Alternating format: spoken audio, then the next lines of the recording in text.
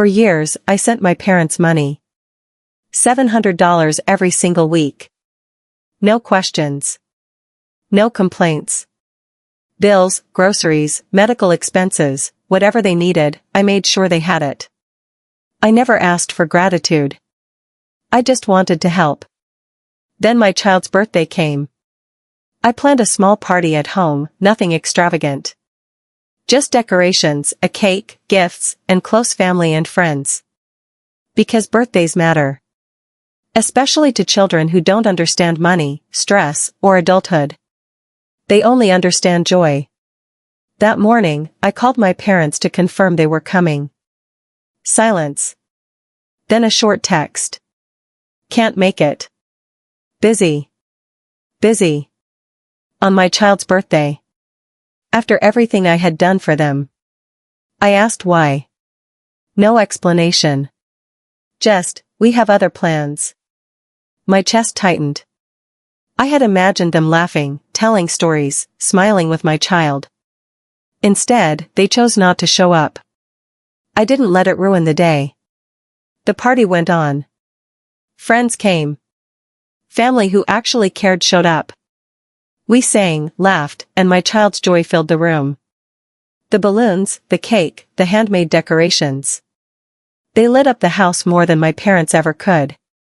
But inside, I felt something break. How could they take my money every week, for years, and still skip the one day that mattered most? It wasn't about the money. It was about respect. Love. Acknowledgement.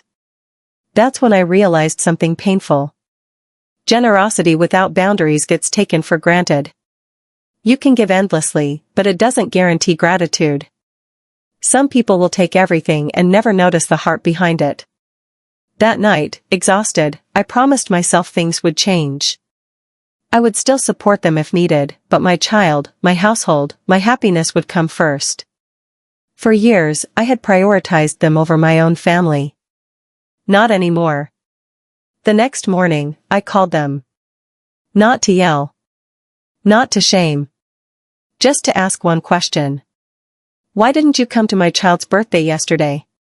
Silence. My mom muttered something about being busy. My dad said, it was just a party. Don't make a big deal. Just a party. That sentence hit harder than anything else. This was my child's first real birthday party. A day I planned for weeks. And they dismissed it like it meant nothing. Mom, Dad, it's not about the money, I said quietly. It's about being there. I send you hundreds every week, but yesterday you couldn't give us a few hours. They had no answer. And that was my answer. I learned that day. Money can't buy respect. Effort can't force attention. And love without reciprocity teaches others that it can be ignored. My child went to bed smiling, clutching presents and cake crumbs, unaware of the storm inside me. And I realized something else. Some lessons aren't for your children. They're for you. It mattered, and you weren't there. My child noticed. It hurt.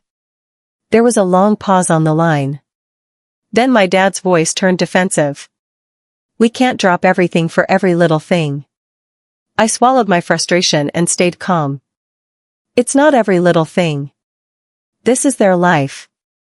Their milestone. Every week, I support you. But respect and presence matter too. You took my contributions for granted, and you forgot that family isn't just about money. It's about showing up when it counts. My mom hesitated. We didn't realize it was that important. That sentence stunned me. They had relied on my support for years, yet couldn't understand that being there mattered more than the money I sent. I'm not blaming you for everything, I said. But I need you to understand this can't happen again. My child's milestones are family moments. You're welcome to be part of them, but not without respect and consideration. Silence filled the call. They weren't used to boundaries. Not for their absence. Not for their indifference. Finally, my mom spoke softly. We'll try to do better. I nodded. That was all I needed. Not excuses. Not gifts. Not dramatic apologies. Just acknowledgement. After that call, I realized something powerful. Boundaries were the lesson my parents needed. Money had never guaranteed respect. Presence, accountability, and clear expectations did. I started making small changes. I told them about every important event in advance, but I also made it clear that excuses and indifference wouldn't be accepted. If they chose not to show up, that was their choice. But I would no longer cover absence with generosity. Slowly, things changed. They started asking about events before they happened. They arrived on time, sometimes early. They helped in ways that weren't just financial. For the first time, I felt like my boundaries were working. The most important change was in my child. They noticed the difference. They felt valued. They felt valued. They felt celebrated. And I realized something else. Giving endlessly without limits teaches people to take you for granted.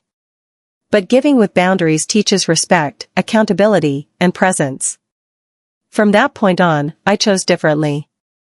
I continued supporting my parents, but never at the cost of my child's happiness, my family's joy, or my peace of mind. Sometimes the hardest lessons are the ones we teach the people we love most. But those are the lessons that change everything. A year later, the difference was undeniable. Birthdays. Holidays. Recitals. They showed up. Sometimes awkwardly. Sometimes unsure. But they showed up. And my child smiled brighter every time they walked through the door. I didn't need apologies. I didn't need excuses. I needed acknowledgement, and I finally had it. Because love and support demand reciprocity. Not just money. Not just words. But presence, respect, and showing up when it matters most.